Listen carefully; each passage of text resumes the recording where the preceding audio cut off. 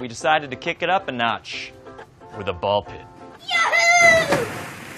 Yahoo is right. Let's rock. Who doesn't love a good trash fire? There's no better way to keep warm during those long winter months than by huddling up close and watching the combustion take place before you. And conventions, well, they fit the bill. Now, there are a myriad of them for almost every subject you could imagine. They come and go all year round. And every once in a while, once in a blue moon, you'll come across a convention that devolves into complete and utter madness. And that insanity could include a whole host of things, from furries throwing shit-filled nappies onto people's Subarus, to fat tumblerettes swimming in piss-filled ball pits. But it takes a special kind of retard, I'm talking special ed levels of stupid, to fuck a convention up before it even begins. Typically, the convention actually has to happen first before it can devolve into a shit show. But that's not the case with Kilroy. The free speech event, everybody's been talking about it. All your favorite YouTubers are going to be there.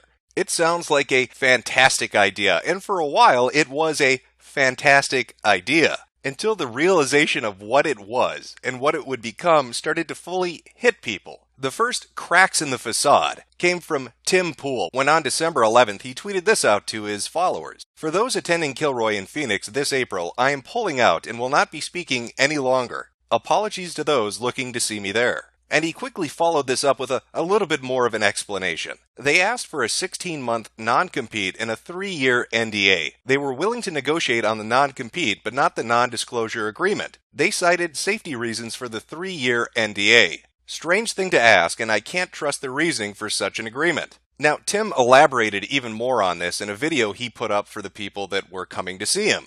I was asked to sign a 16-month non-compete agreement and a 3-year non-disclosure agreement in order to participate in this event. I find those contracts very strange. I have a speaking agent. I have numerous contracts through United Talent. I speak at events all the time. In fact, this week in New York, I'm speaking at an event on technology. This is not standard. This is not normal. And I was not given an adequate reason as to why any of these provisions, any of these agreements were asked to be signed. And Tim wasn't alone. Other people that were scheduled to speak said they had issues with the non-disclosure agreement as well. Thing's a farce. I mean, the majority of the headliners there, actually all of them have spoken in various locations before. Never in my life, I mean, I've been given contracts, but I've never been given an NDA non-compete that spans several years to a 100-mile radius. I mean, that's cuckoo banana cakes. Now, the big motivator for Tim as to why he put the tweets up and the video up was to explain to the people that might have pre-purchased tickets or donated money to come see him. He wanted to explain to them why he wasn't going to be there. People donated and were expecting to see me there. I'm obligated to inform them I will not be. People asked why I wasn't going, and I told them. I've kept a lot private here, but I'm willing to publish everything if people are not satisfied. Well, as it turns out, not everybody was completely satisfied. In particular, the organizer of the event. It isn't strange to ask. It's standard practice. I was clear that I'm not willing to risk the anonymity of dissidents whose lives are at risk for attending and speaking at Kilroy. Calling me out in public isn't going to compel me to bend on this. No one called you out. I'm obligated to inform people that thought I was going that I will no longer be there. But it gets stranger still. One of the featured speakers on the Kilroy page, an account called Harambe Desserts, had this to say: Tim Pool is not an ally to ex-Muslims, and he is going around bad-mouthing and lying about Based Mama, who is an ex-Muslim too. On that fact alone and his lies, he is despicable. Hate, though? He is just a stupid ass. Not worth hating at all. I don't know about that. All I see is people mocking an NDA that protects ex-Muslims. I mean, how much of an ass butt do you need to be? I don't trust that dude, Tim Pool, as far as I can throw him. He obviously is shady and selfish as anything for making a big deal out of the NDA. I'm fairly certain Tim Pool doesn't know who he's fucking with. Neither did I when I responded to this insane bullshit calling him a bad ally for having issues with an NDA contract, because I received this response: dude is in for a rude awakening with us. Oh yes. Don't ever fuck with ex-Muslims. You will regret it. Don't fuck with us. You're gonna regret it. I wonder what she meant by that. You leave us alone, we'll leave you alone. You fuck our shit up, we'll fuck your shit up until you can't fuck our shit up anymore. I'm a former Muslim, a former extremist, a former terrorist supporter. Well, these sound like some stable and well-adjusted individuals. I'm sure I'm just misreading that playful tweet as a threat. I can do a whole lot better for threats if you want. It can be a game. Well, I do love video games, so I couldn't pass that challenge up. And it looks like it was answered. Because yesterday, when I put up a tweet promoting this video and what the topic would be on, all of a sudden, from out of nowhere, a complete and utter coincidence, videos started getting flagged on my channel. That's rather strange. It's almost like somebody was attempting to shut the channel down, so this video couldn't go up. But why would they do that? What would motivate them to want to shut this particular video down? Oh, maybe it has to do with the fact that Based Mama was a part of Kraut server, the server that was targeting people on the right side of politics. Could that have something to do with it? I mean, Based Mama was in there. She admits she was in there. I'm gonna let you know right now, I got invited in, and then I just never left. And good old Halal Desserts here, well, she was somewhat related to it as well. If you remember back when JF's video was flagged for playing audio that was leaked from the server Kraut had, she tweeted this out. I have no idea what I flagged. I hope it was real juicy. Ah ha ha ha ha ha ha ha. So we have two individuals directly related to the Kilroy event, one of them the organizer of it, another her good friend and featured speaker at the event, both related to a server which was doing some rather underhanded things. And mysteriously, when I announce my videos coming out, I start getting videos flagged on my account. Really gets that fucking noggin jogging, doesn't it? But I guess I'm getting intellectually checkmated here. This is some 4D chess shit. I'm dealing with intellectual giants. Because my IQ is extremely high. It is extremely frustrating to not only be an intellectual anomaly myself, which I guess 140 is above average, whatever. Most well-known and credentialed scientists of this YouTube community. But apparently that enormous IQ, it just wasn't enough. People began to either pull out or they were pushed out of the event. The list is so goddamn long that you'd have a better chance naming the people that are still coming rather than the ones that dropped out. Tim Pool, Dave Cullen, Faith Goldie, James Alsep, Andrew Torba, Brittany Pettibone, Millennial Woes, Nick Monroe, Andy Worski and Chris, Peter Sweden, Baked Alaska, Lauren Southern. The names go on and on and on. But that's just petty ego. I mean, that's what Mundane Matt told me. These people are just too full of themselves. That's the issue. And then, of course, Sargon dropped out. I haven't been following the recent drama with Kilroy too closely, but I'm going to pull out of it anyway. It seems to be mismanaged. I put $250 into it, but I don't expect to get that back. Fucking Sargon of Akkad with his goddamn ego issues, huh, Matt? Oh, I'm sorry, what's that? Did you change your position all of a sudden? Matt, is Sargon being a drama whore for pulling out since you said this is mostly an ego thing? With Sargon, I'm not too sure. So would I do it? Would I do it? And I have Andy, come on. Wait, come on. Quick, somebody send this clip to V. He's always getting accused of being the Sargon of Akkad dick rider. It looks like he's got a little competition for the job. Well, goddamn, that's a lot of people getting kicked out or dropping out. But was it all because of contracts? Was it all because of the non-disclosure agreement and the non-compete that Faith Goldie and Tim Pool talked about? Well, no, there were a whole host of other issues. People were complaining that they weren't getting their emails answered. They were being ignored. We were getting ignored. A lot of the concerns were getting ignored until it was put in front of the public. I'm sorry. That's not a fair representation. They weren't being ignored. So I sent an email to Based Mama. I say, hi, some weird stuff is going on over there, y'all. What is going on? Oh, my buddy's getting disinvited. We can't talk about what we want to talk about. James now, his picture's gone. What's going on, guys? Fill us this in. And I get a response email that is completely blank from Base Mama's account. So what does that tell me? And I responded back to her. I said, hi, just so you know, I got a blank email. Don't know if you intended to write something in it. But indeed, nothing showed up. But that can't be correct, because as you can hear from Sister Danger and Based Mama, the two people that are working on the event, they never forget to respond to an email. They're professionals. And I'm like, dude, I understand. You don't even have to tell me. I'm at that where, did I miss one? Well, you talk to me. I'm maniacally checking to make sure I didn't accidentally not see somebody's email because I don't want to forget anybody. I agree. Like, I kind of have this general policy of always be the last person to respond, right? That way the ball is never left in your court as having been dropped or whatever. Like, always be the last person to respond. She left my email unanswered. Well, there's got to be more than just a few missed emails. Is there anything else going on, like, say, being lied to about the panels you can do? I had pitched the idea for doing a panel on offensive comedy and where the line is and how we present ourselves online. Based Mama declined immediately. Well, there must be a good reason Andy Worski was told he couldn't do a panel on offensive comedy. Like, say, one of Based Mama's associates was already going to do it, and Andy can go fuck himself. Foxy here, who hasn't said shit about fuck this whole time, is going to be on the comedy panel and basically discuss like how, you know, the restriction of free speech in this offense culture is really kind of hampering comedy, where you can't be as free with it as you want to be. How's that dicking feel, Andy? Probably similar to what James Alsop got when he was bent over and hit with this gem. She said my speech on identitarianism was banned because it was a topic that she didn't want to bring up at the conference.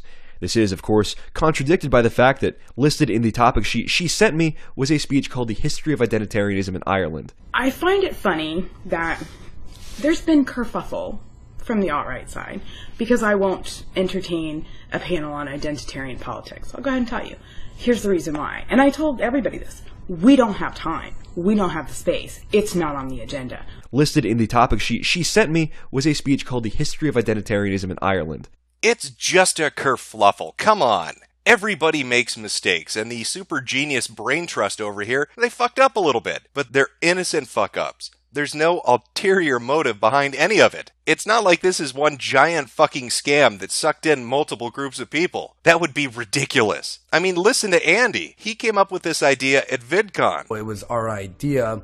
I was one of the initiators of this idea. It was me, Chris, my buddy who I film with, Failure, Rucka, and I think, what was his name? Tanuki or Toki or something? Failure? What was his name? Starts with a T. Do you know what I'm talking about? Yeah, Tanuki. Okay, or that's it. It was all of us, and we were all at that shrimp place during VidCon, and we were the ones who were like, "Oh, we should do our own VidCon where it's like all of us, and we can meet, you know, viewers and stuff, and talk about whatever we want." And then we were all just hanging out outside, and Sister Danger was there. We brought it up to her, and she's like, "That's a great idea. You know, I've done these things before." And then when she spoke to Based Mama and Dave, they sort of took a hold of that. Well, isn't that wonderful? Based Mama is going to help Andy realize his dream to put on this idea for a convention. But wait a minute, though. That's not what Based Mama told Bunty King. This has been in the works for quite a while, so I'm just... How long has this been in the works for, if you mind me asking? About 3 years. We've been... 3 you know, years? Yeah. 3 years you've been planning this with Dave? No, I was planning it with Kevin. That's really strange. When I Google VidCon, it shows me that it ran from the 21st to the 25th, and the social media accounts for the Kilroy event went up after VidCon, which would seem to substantiate what Andy Worski is saying. Yet there's Based Mama telling Bunty King this is something she's been working on for 3 years. Well, that's a bit of an inconsistency. I mean, all she wants to do is help establish this event. Oh, wait, did I say event? I meant business. Most NDAs are indefinite, so I put a 3-year limit on it because I'm like, well, that's plenty of time to establish our business model and streamline the process so other people can take Kilroy to their cities, you know, and do their thing, and like we can help them out with getting contracts and, you know, contracting with vendors and venues and doing all this shit. Like, I was like, yeah, that's cool. Like, we had a fucking plan. It wasn't like we just pulled this shit out of our asses. Yeah, let's franchise that fucker out. Hey, let's take it even further. How about some trademarks and copyrights? What we could do is trademark our brand for Kilroy was here. Hell, even throw in a few employment NDAs and non-disclosure agreements. These contracts are the same as going to employment. Not the same. I'm sorry. I'm going to really take that back because I already got raked over the coal. That sounds like a recipe for success, but definitely not what Andy Worski and a whole host of other people signing up for this particular event thought when they signed up for it. Oh, God, I'm getting so sleepy here. I'm just going to stop thinking about it. I don't want my ego to get in the way. Hey, guys, let's go take a nap. Anybody else getting tired? I mean, all that matters at the end of the day is that business loan gets taken care of. So when I go into these places 6 months ago, trying to secure spots, they're like, we want a deposit now. So I took out a loan to put down the deposits. So wow. I'm into this shit for like $30,000 already. Oh, wow. I didn't know that. I don't think anybody knew that. I must have misheard her. I could have sworn she just said that she took those loans out 6 months ago, which would have been in June, right after VidCon. No, clearly she meant 3 years ago. Fuck you, Andy Worski. You don't know what you're talking about. I know that look you're giving me. Take the fucking tinfoil hat off. These are all just amazing coincidences. You fucking conspiracy theorists with your crazy shit. I mean, sure, you could look at the timetable and draw some conclusions about what's really going on here and all the lies that we've heard, or all those other lies. Oh, did I mention all the other lies? Like the lies they told Tim Pool about the contract he was signing? And as I responded to their email, I told them it was insulting, to which they responded with an appeal to popularity. Everyone has signed this before you. That's a lie. A lot of the speakers didn't even know this agreement existed. No, they certainly did not sign this before me. Or the whole thing about having to remove people because there just wasn't enough room. I'm sorry, Baked Alaska. We need to trim the fat a little bit. It's too popping off in here for you to stick around. We got too many speakers showing up. And we still have approximately a week's worth of guests that we're going to continue to roll out, and we're still signing people, okay? Then we immediately took Baked Alaska off the website because we were already overbooked, okay? You are saying tomorrow you have a guest announcement. Yet when Baked Alaska, you said that there was a scheduling conflict. Yeah, you guys are overbooked. Already full. And now you're still adding people to the roster when you already told people that you were overbooked. No. That's not a good look. That was a lie that was caught in the very same fucking stream later on. And in other streams, too. I'm sure he'll put together an email for you. Are all the panels already scheduled out with all the people that are coming, or? No, we intentionally left a good chunk open. It's so weird. It feels like everything about this event might be completely fucking fake. And it only gets worse if you look at the timetable. When Dave Cullen put up the initial fundraising video for the Kilroy event on November 16, it only took a matter of 3 weeks for them to hit the official goal of $85,000. That's fucking impressive. That is a lot of money. December 6th, we've raised all the money we need. And that's just the amount listed up on the website. We're not even talking about PayPal here. You can pledge anonymously without buying a ticket. You can give any amount that you want. It's not a big deal. I gotta tell you, I appreciate everybody who's buying tickets, but I appreciate more people who can't be there that are still supporting it.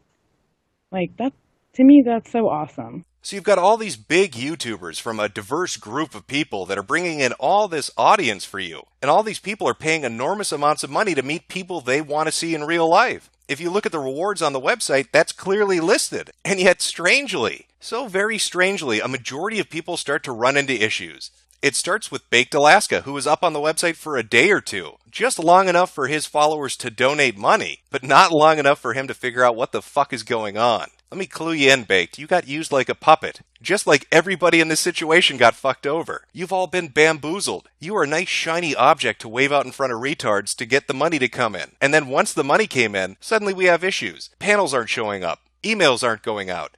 Ridiculous contracts are being forced on people. It's almost like they wanted to use YouTubers for marketing. This is a very important concern right here, is a lot of the donations were made under the promises that certain guests would be appearing, and you put the guest list up there, and people saw who was on that list and donated to see certain people. And then as people start pulling out, and as all these complications are happening, doesn't it seem like the donations and the event itself was made under a false promotion? I wanted to put people up for the crowdfunder that people kind of knew, they could see them and knew who they were, just as part of the marketing. And then I didn't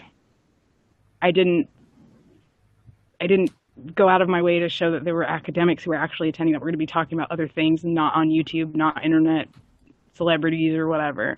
So we've got like a reward system in the works, and meeting up with people is going to be one of the rewards. So they could fund academics who weren't as popular. I'm trying to be amenable to them as much as I can, but they're not really that big and they're not really that influential, especially when we're courting like academics, like actual academics, not pretend YouTube academics.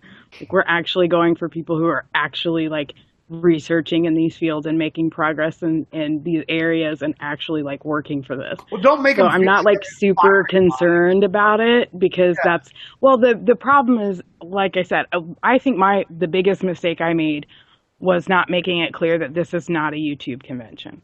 And a lot of, like, we can't list a lot of people that are on there that are very left-leaning because they're a fucking security risk. That's why I open called. I didn't want just people who are YouTube famous, internet famous. That doesn't mean anything. Well, the only thing that could make this shit show worse if there was a political angle on it. I mean, we fucked over YouTubers and bilked their audience for money. But could we fuck over political opponents just for the fun of it? Well, I think we could if we follow a few steps. And if you remember Kraut Server with all his magnificent 24-hour ops like Purple Starfish or whatever the fuck he called this dumb shit, Based Mama was in there. She was right in that fucking server. And in that server, there was a hit list. And surprisingly, a good amount of the people on that hit list were signed up to show up at the event. People like James Alsip, Baked Alaska, Lauren Southern. These people and their audiences donated money or bought tickets. They were used to help promote this. I wonder if she has any political opinions on these people. Okay, first of all, there's about 70% of the people on there that I don't politically align with, and there's a couple of them, I won't name names, that I actually do not like as a person. I think it'll be great to kind of bring social justice back to where it's supposed to fucking be. Yeah, I agree. Girl power. Let's bring social justice back to where it needs to be. Fuck those white nationalists. But don't fuck their money. We need their money. We have a $30,000 business loan to pay off and trademarks to apply for. Well, Jim, that doesn't prove any malice on her part. Well, as she said, she is Kilroy. Because at the end of the day, Kilroy is just me. And the Kilroy social media page that's up only has like 130 tweets. So it's really weird then, isn't it, that a social media account used to promote a free speech event would be retweeting Kraut Tea advertising his dirty tricks server. If she's calling the shots, and this is her event, and her event is officially promoting him by retweeting him on their official fucking account, raises a few questions, doesn't it? It's a twofer, really. You get a bunch of gullible YouTubers to promote your event, which you let them think is actually their event, but you have no real intention of ever letting them show up and speak. Now, you go about this by a myriad of different ways, by making panels inaccessible, losing emails, creating contracts which are just purely ridiculous in the hopes that it will drive them away or anger them, to make room for all those top-tier intellectual academics that you've always dreamed of gathering together in one place to have 48 panels on Muslim this and Muslim that. And you also get to take all this money from right-wing sources which you disagree with, people you find abhorrent, and then basically just throw them off the website. Kick them off, remove their name, it doesn't matter, you've already got the cash. Sometime last week, I was dropped from the Kilroy speakers list without notice. That's how you know you're dealing with true professionals. Seems pretty cut and dry to me. For that 3-week period of fundraising, there weren't contracts sent out. There weren't NDAs discussed. Everybody seemed to be taken by surprise at the very end, after the money was gathered. Then, once the money was in that bank account, suddenly we have issues. Suddenly we need to clear some room, make some space for the important people, not you fucking YouTubers. You don't matter. But hey, you've still got things to look forward to at Kilroy. I mean, sure, Sargon's not going to be in the ball pit. That's a bit disheartening. I think we all really wanted to see him just swimming around in his natural environment, but sadly that's just not going to happen. But at least he can show up for the fights. The good old fisticuffs. I'm talking Jeff Holiday throwing down with Coach Red Pill. Can you just not be a pussy about it? You know something? I'm going to go to the Kilroy event. Okay, good. Come to the Kilroy event. I'm going to go to the Kilroy event, and I'm going to look you up. When you find me at Kilroy, that you were just saying, Coach, that you're going to come find me at Kilroy, what are you going to do when you find me? You're going to give me a big old sloppy kiss? You'd love that, wouldn't you? Oh, yeah. I love older men. So what are you going to do? You're saying you're going to come and you're going to find me at Kilroy. What are you going to do? We're going to have a chat? You're going to buy me a burger? You'll be talking, but I won't be talking much, probably. Okay. So you're gonna patiently sit there and you're gonna listen and absorb everything that I have to say, and that'd be great. Cool. Sounds good. Is that it? That all you're gonna do when you come to Kilroy, man? Or Johnny Fox taking on Mundane Matt. Here's I know I follow this. Like, here's the thing, Johnny. You want to have this conversation in person, dude? I'm all for it. Get your ass to Phoenix in fucking April, for whether you're going to Kilroy 1 or Kilroy 2, whatever Andy's making. Why don't you come on out? Why don't you come on out? Come on out. Well, am I gonna come on out, sir. That's my suggestion. Come on out. Come on out. Come on, let's have a conversation. Come on, get on that plane, Johnny. Get on that iron horse. Get your ass out of Phoenix. Come on. That sounds like some good old fun. Who doesn't want to watch people beat the shit out of each other? This sounds like a fantastic event. And hopefully, Kilroy's a great success for them, because they're going to need the money, with breaking the law and all. Oh, did I forget to mention that part? You know that 3-week crowdfunder they had where they had a ton of people's names up, raising money to show up at the event, and how they sent contracts out after that, after December 6th, after the money had been raised? Turns out that might have been completely fucking illegal. Don't take my word for it. Ask Based Mama. But then I got a second problem, which I found out the other day, is I can't advertise people that I don't have signed on to speak. Yeah. Because that would be violating false advertising laws in Arizona. So if I'm understanding this right, she's basically admitting that she illicitly raised $85,000. Brilliant.